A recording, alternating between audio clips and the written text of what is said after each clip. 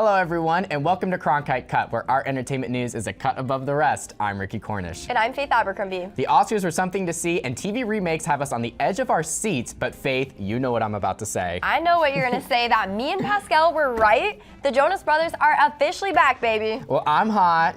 You're cold. Okay. And we're overall shook. Okay. And the photo shoots along with this teaser looked amazing. Okay, my mouth actually dropped when I saw the teaser for their new song, I'm Sucker. with you, Ricky.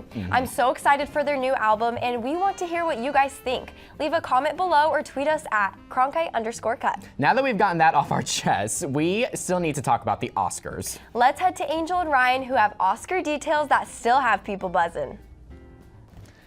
Lady Gaga's and Bradley Cooper's rendition of Shallow was close and intimate, and there was undeniable chemistry there.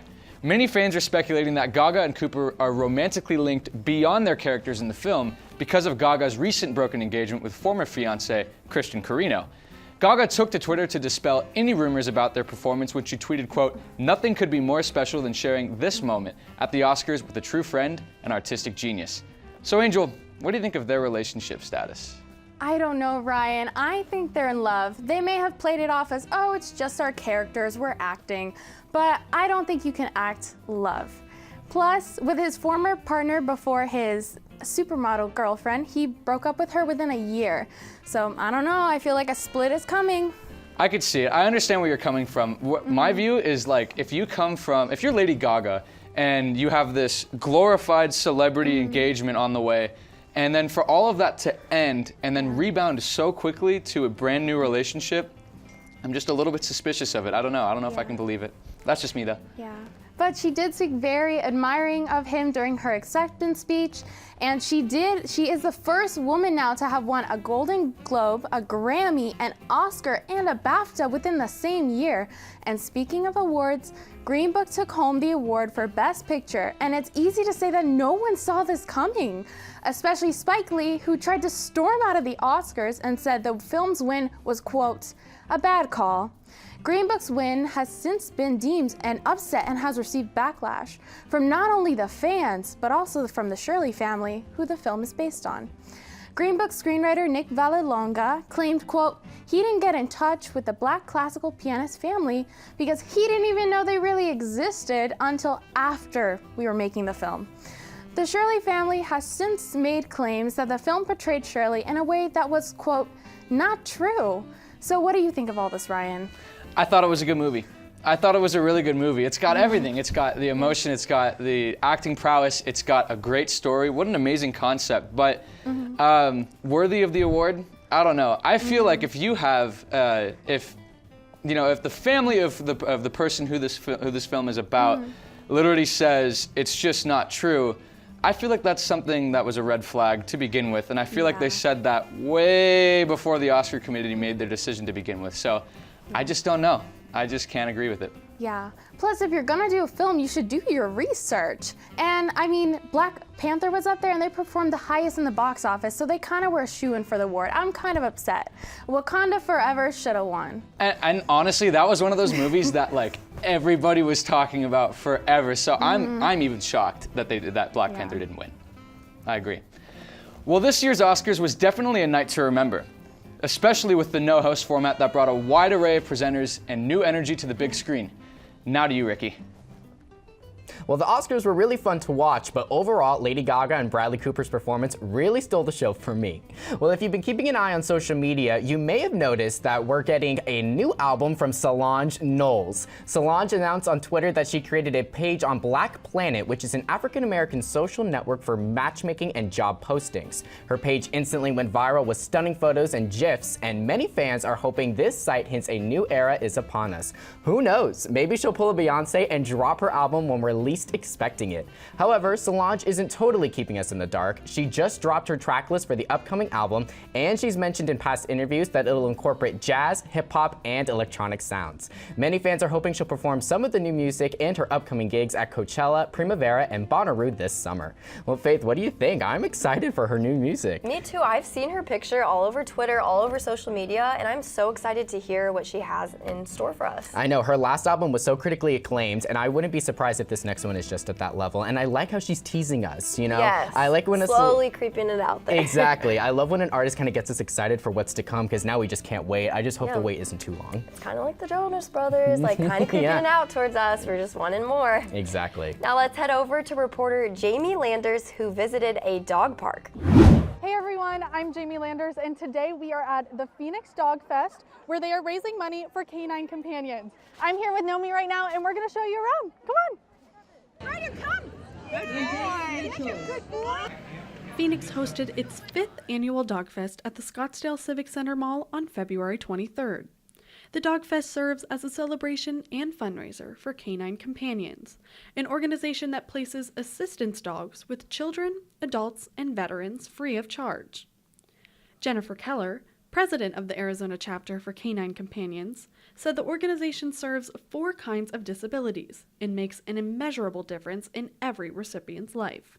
Most people don't know this, but service dogs can typically cost $30,000 to $50,000. And for someone who already has a disability, that's a really challenging thing to come up with that money. So we don't have that in our organization because we are volunteers and we have sponsors, and so the dogs are free of charge. The dogs that we have are for people with a hearing impairment, somebody who might need a dog to help them if they drop things or help turning on the lights or opening doors. Some of the dogs go to children with special needs, and so they assist them as a social connection, but they can also do those other tasks. And then the 4th category is someone who doesn't need the dog themselves, but the clients they work with need the dog. So maybe a special needs teacher or a police officer that works with people in trauma, things like that. The event included activities for everyone, such as face painting, food vendors, and even an obstacle course for dogs at every skill level. Coupons, and you can register to... Hopefully you enjoyed taking a look into today's Dog Fest just as much as we did. But just because the event is over doesn't mean you can't still help out. Check out cci.org for more information. For Cronkite Cut, I'm Jamie Landers. So cute. That's such a fun way to hang out with your family. And with a show's revival on the horizon, hanging out with my fam in front of the TV is all I'll be doing for a while. Kylie has the latest on a Nickelodeon's remake, sure to excite some fans. Saturday Night Live is notorious for hilarious skits, crazy sketch characters, and adult humor. But why should kids and families miss out on all the fun? Nickelodeon just announced that they are reviving the 90s show All That, and people can't stop talking about it. The series is set to come back to the TV with an all-new cast of kids. Kenan Thompson will produce the show and is a current Saturday Night Live member, and actually got his start on the original All That sketch. But Thompson is not the only familiar face fans can look forward to. Stars including Jamie Lynn Spears and Nick Cannon are expected to make guest appearances throughout the season. I know I'm looking forward to seeing the mashup of old sketches, like my favorite, Good Burger, mixing with new sketches from the new cast. Now it's up to you to watch the new season to determine if the reboot really is all that. That's it for me. Back to you guys. With Pete Davidson being a comedian, it's all fun and games until someone just takes it too far. On Monday night, Davidson was performing at a comedy show. He started his joke saying, "My friend died in my apartment," and a rude fan shouted out, quote, "Mac Miller? Not cool." Davidson did not have it. He immediately stopped the show and said he would not continue until that person was kicked out. He told the security to make sure that person got their money back because he sure didn't want it. Good for you, Pete. He continued the show after the fan was escorted out. Even though Ariana Grande and Davidson may not be together anymore, major props to Davidson for letting no one disrespect Miller's name.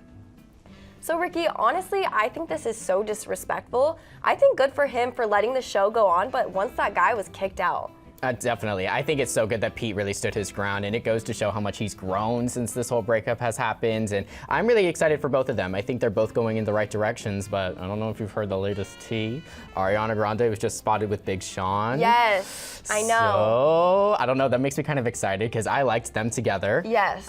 But overall, with Pete Davidson, the way he handled the situation was just so awesome, and I'm excited to see what happens for both of them. As long as they're both happy and Ariana Grande is coming out with fire music, exactly. It's all good. good. Is right in the world. And now to Tina with a celebrity's brave battle through multiple sclerosis. 5 months ago, the legendary Cruel Intentions and Legally Blonde actress Selma Blair revealed one of her greatest struggles, multiple sclerosis. This week, Blair sat down with Good Morning America's Robin Roberts and opened up about her MS diagnosis. During a tearful conversation, the 46-year-old actress spoke about the moment she was diagnosed, saying, quote, "There were tears of knowing that I had to give into a body that had a loss of control, and there was some relief in that." The actress has starred in the 2019 Netflix series Another Life and even appeared at the Vanity Fair Oscars party, complete with her custom-made cane. It's difficult for people with an MS flare-up to have energy, but Blair said, quote, I do because I love the camera. You go, Selma, you go. Since the interview, she became a role model of strength for those with the disease, showing that there is life after the diagnosis. Blair said that even if her abilities are limited, having a conversation is good enough for her. Back to you guys. You know what, Ricky, what's really heartbreaking about this is she's actually a single mom. Many people don't know that. And she had to tell her 7-year-old son. I mean, how heartbreaking is that? It must be really hard. Actually, one of my best friends, her dad has MS. Oh, and gosh. It's been hard for the whole family, as you can imagine, but it also inspires her to do something good and to realize how blessed she is. So, you know, her being so vocal, I think, inspires all of us, and I'm just excited to see what else she can do. I mean, her voice is powerful. Me too. I mean, she's showing people how brave she is, and I think she's an inspiration to all of us. Exactly. Well, that does it for this week's episode. Look out for updates on our social media at Cronkite_Cut. And for all the latest episodes and bloopers, check out our new and improved website, cronkitecut.weebly.com, or on our YouTube channel. We'll be back next week. I'm Faith Abercrombie. And I'm Ricky Cornish. Cronkite Cut is your source for entertainment news. A cut above the rest. Thanks for watching.